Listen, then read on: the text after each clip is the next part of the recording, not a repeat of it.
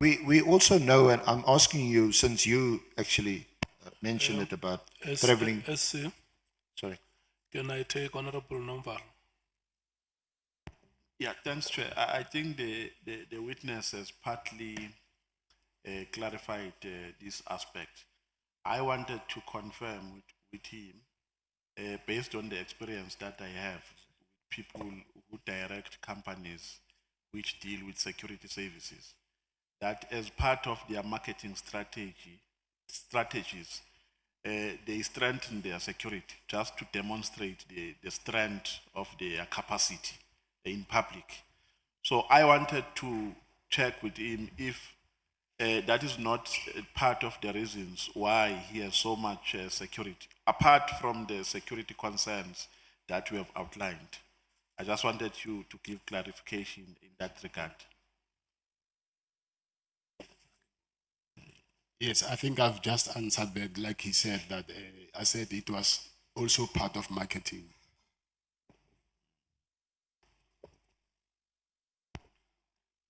I'm satisfied, Chair. We can carry on. Honorable Skosan. I'm covered, Chair. Thank you. Let's proceed, SC. Thank you. Mr. Matlala, we know that from your evidence that your company had for some 3 years or so provided personal protection to the late Mr. Msibi. You provided him with personal protection. Yes. But aside from that, we haven't heard from you that you provided personal protection to any other high-profile person or person involved in high business that would have required your company's personal protection. So we now hear from you that you yourself required this huge amount of personal protection. And if I recall, you saying that this was this for marketing purposes? Yes. Can you explain what you mean by that? How would you Marketing. How would you market it? Marketing meaning to demonstrate to potential clients. By driving in a big convoy over entourage from from Pretoria to Durban. Yes. So isn't that putting yourself at personal risk even more? Because now you've got some 200,000 Rand in cash in whether it's your vehicle or one of the other vehicles. Where was the 200,000 being kept? Inside the vehicle, yes. Sorry? Inside the car. In your car? Yes. Isn't this a really peculiar way of marketing your VIP protection services? I mean, they're quite standard ways of marketing your services. I'm not saying or that advertising them. I'm not saying that was the only marketing strategy that we were using. I'm saying it was one of them.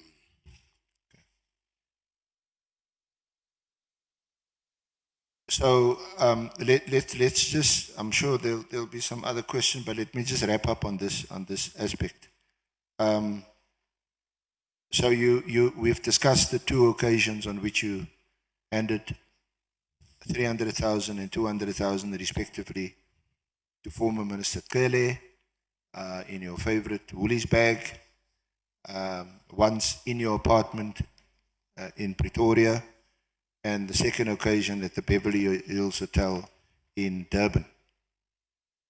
Does that capture it correctly? Yes, that's right.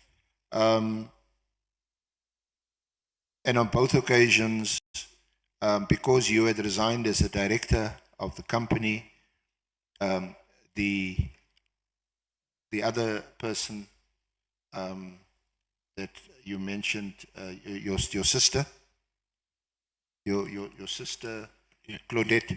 Yes, that's correct. Yeah, she would have gone to FNB Bank, Menlyn Park, to withdraw the cash, and you collected the cash and brought it to your apartment.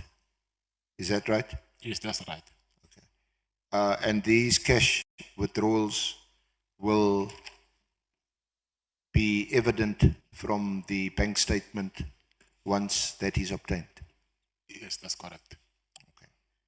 And just to round off, then subsequent to the March payment, did former Minister Kele make further demands, Yes, he did.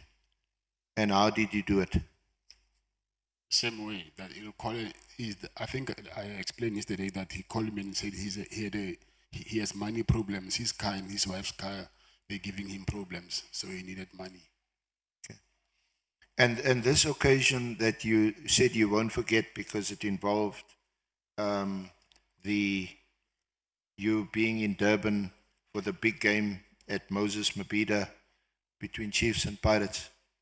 Was that there at the March handover, or was it on some other occasion? Some other occasion. And at that, and you can't remember when that was, or what was the date? 9th of May. The 9th of May. Yes. And is it at that point, and where do you do so, where you tell him, sorry, I'm no longer making any payments to you? I didn't answer him. I just ignored these calls. So when you were at Moses Mabhida on the 9th of May, I was not at Moses Mabhida. I'm saying there was a soccer match there. Oh, okay. You were still in Pretoria. No, I went to Durban, but while I was there, I just decided to not continue with what I was anticipating to. So I just said, no, this thing will never end. Actually, let me just stop, because of there were other demands that he was making, which I said, okay, this will call for this other one, the other one will call for another one. So rather, let me just cut it now. What other demands did he make? It's something which also I just remembered, but I don't know if I should share, because you'll ask that why I didn't discuss it with you before. He said to me that he has a son who most people don't know of. That son, he's in engineering. So that son, he was supposed to send me invoices, and then I was supposed to pay to his son's account. And then he wanted to buy a house. He said he wanted to retire, to buy a house in a place called, anyway, it was the first time hearing that place, called Trafalgar in KZN. So he said he wanted a house there. So that was also some additional demand that Yes. he made of you. Yes. And you say, was that all telephonic? No, that was while I was with him. The first time or the second time? The first time being in your apartment, the second time at the Beverly Hills Hotel. I don't remember that thing happened when we were in Beverly Hills or in Pretoria. I don't remember. Okay. Now, these, Honorable Chair, is it okay to continue? Thank you. These demands that you're now telling us about, is that you're only mentioning it to us now because it's not in your statement, also as you recollect? Yes. So there may be other demands, there may be other things that you also may recount at some other stage or later stage. Yeah, there might be. There might be. Yes. So this is not everything. No, I'm not saying if. I'm saying if I could, should I remember something? I don't know whether I should mention it, but or just because it's not in my statement, I must not mention. I don't know. No, you under oath. What is important is what you say to us under oath. Okay. The statement is there to assist you and to refresh your memory. But if there are things that's not in the statement that occurs to you, then you actually obliged to tell us because you're under oath. Okay. Okay. So let me go to